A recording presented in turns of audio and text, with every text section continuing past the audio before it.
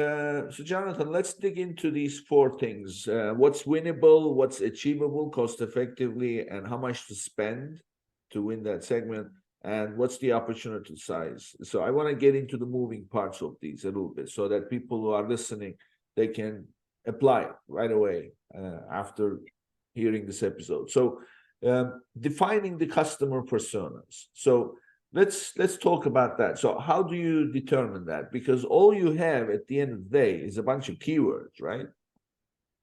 That's right. And I'll say that this exercise starts in sort of a speculative nature, and then by the end becomes entirely data-driven. But you have to start somewhere.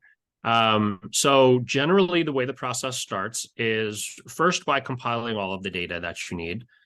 So exporting, you generally know what category you sell in. And so getting scraped metrics out of a tool like Analytic Index or Helium 10 or Jungle Scout, or there's a lot of them out there, and you can use whichever one you want. Yeah, they all have different methodologies. So you just have to make sure that because it's directional, you stick with one of them. And you can't use Jungle Scout and then switch to Helium 10 halfway through. That's not going to work. You have to make sure that you're sticking with the same data throughout. But once you put all of your data in the same place, most sellers generally have an idea of at least a handful of personas that they think are interested in their product. So, if you sell in the pet category, for example, you know that new dog owners and new cat owners are very likely to be your audience. You might also want to think about how your product is positioned, just the way the product is designed. Is it marketed towards a certain age group? Is it marketed towards a certain gender? Is it marketed towards certain interests? So that's sort of your starting point, what you already know about your product and what you can guess about how people are shopping on Amazon. Generally, you can build out 10 or so personas just based on your knowledge of the product and the landscape. So that's one bucket, is just sort of, we'll call that the non-branded bucket. The other bucket is your competition. And so we'll call that the branded bucket. And then within the branded bucket, there are people that are searching for your branded terms. So those are just simply search terms that include any branded information for your product. So your brand name, the product name, anything that is uniquely identifiable for your brand or product. Then competitive brands. So generally, sellers will know who their main competition is, but it's often surprising. Usually they'll be able to list off 3 or 4 brands that they consider their direct competition. But then once we start going through the keywords, we're usually able to find 1 or 2 brands that, the seller just didn't have on their radar for whatever reason. Maybe they didn't realize how much traffic was flowing into those brands, how many people were searching for their competitor's brand. Or they just didn't see themselves necessarily as direct competitors.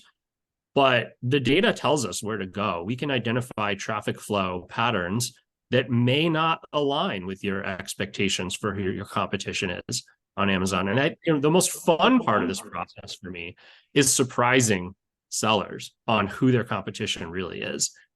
Because a lot of times they just don't have 1 or 2 primary competing brands on their radar because they just didn't either think they were big enough or they didn't think they were relevant. So that's the starting point, is just essentially with what you know. And then it's a matter of, here's where the meat and potatoes of the exercise comes in, and what I do with it, which is defining those personas with a lot of custom Excel work. So we're working at Transact to make this process more scalable by building it into our analytics offerings. But at the moment, it runs out of Excel. And so there's a lot of manual tagging, a lot of automated formulas that go into it. But essentially what we're doing is we're searching the keyword list. So, you'll have a list of maybe 5,000 keywords that are the top keywords by search volume in your category. And so what we're essentially doing is a lot of VLOOKUPs and things like that. This is repeatable. I'm not describing some insanely complicated Excel process here. We're talking about VLOOKUPs and pivot tables. But it's essentially merging all of that data together. So we talked about having the data from your scraped information. We talked about having your ad data, performance data, and then the CPC estimates that we can extract from Amazon. So it's essentially putting all of that in one place, and then, making sure that you have one sheet with all of your keywords and then all of that data together, and then starting to tag them. So tagging your personas by the ones that you've already identified. And then during that process, more and more things will reveal themselves as you're combing through those keywords and sorting them by volume. That's when we're able to see things like, oh, hey, there's this brand that has a lot of search volume that you're not delivering any ads against currently. Did you have this on your radar as a competitive brand? Because if not, it's something to consider. Is that going to be a viable target by the time we're finished with this process? Maybe or maybe not, but at least let's try to identify any potential personas at this early stage and let the data tell us whether they're a good target or not.